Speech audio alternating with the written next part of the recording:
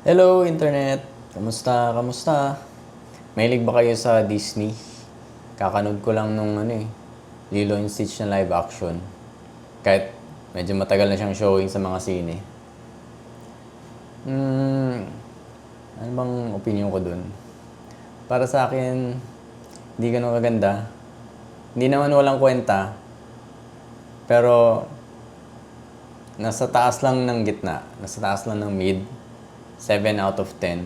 May mga moments yung magkapatid. Kasi yung kwento, si Lilo, may kapatid siya, mas matanda sa kanya, nag-aalaga sa kanya. Lilo bata pa eh. Tapos, wala na yung parents nila, naghihirap sila. Yung ate niya, hindi makahanap ng trabaho. Kung matagal na hindi siya nakahanap ng trabaho, hindi niya mapapakain si Lilo, hindi niya maalagaan na mabuti.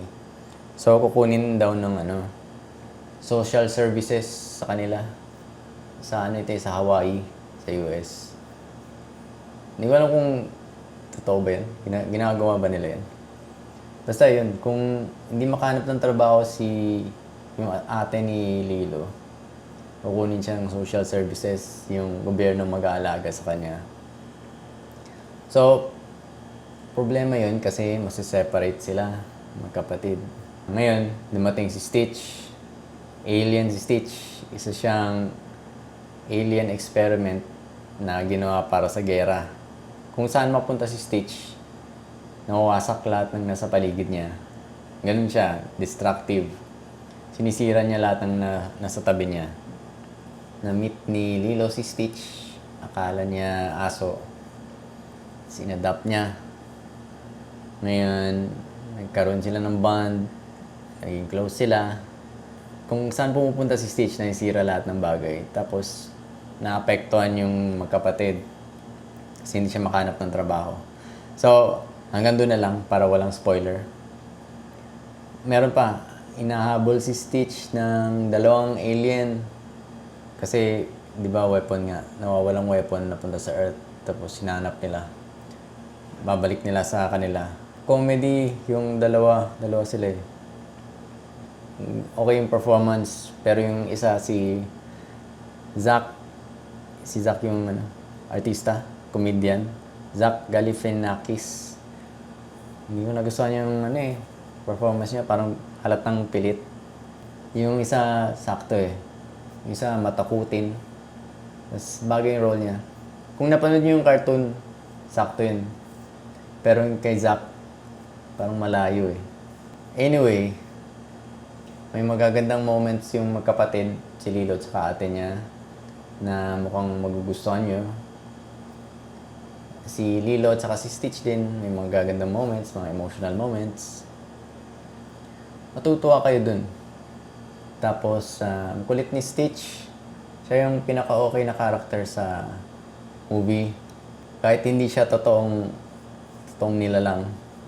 Ano lang siya, CG lang siya. Galing eh, parang nandun talaga. Convincing.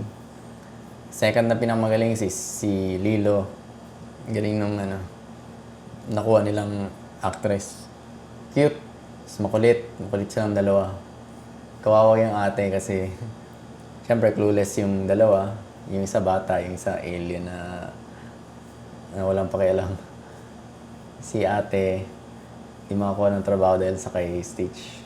Kay Lilo na rin. Makulit na rin si Lilo eh. Mukhang low budget na Hollywood movie. Hindi ganun kabongga eh. Yung set niya sa yung unang scene sa space sila, tapos karamihan ng mga nangyayari na sa Hawaii. Hindi ganun ka ma-action. May konting action, pero okay lang. Tama-tama lang. Simple lang. Basta simple lang. Pero may mga moments naman, magugustuhan nyo pa rin. Pero hindi lang siya ganun kaganda. 7 lang out of 10. Pwede na. Pero kung ako, mas pipiliin kong panoorin sa internet na lang kaysa manood ng sine. Hindi siya ganun kasulit eh. 7 out of 10. Okay lang. Pwede na. Ayun. Kung nagustuhan nyo yung video, pa-like naman. Pa-subscribe na rin. Ang next kong plano, Clio, Pixar. Huli kong Pixar yung si Buzz Lightyear. Hindi ko nagustuhan. Hindi ko nga tinapos eh. Boring. Sana maganda na to, Clio. Maganda yung paggawa nila. Ayun, sige. Salamat.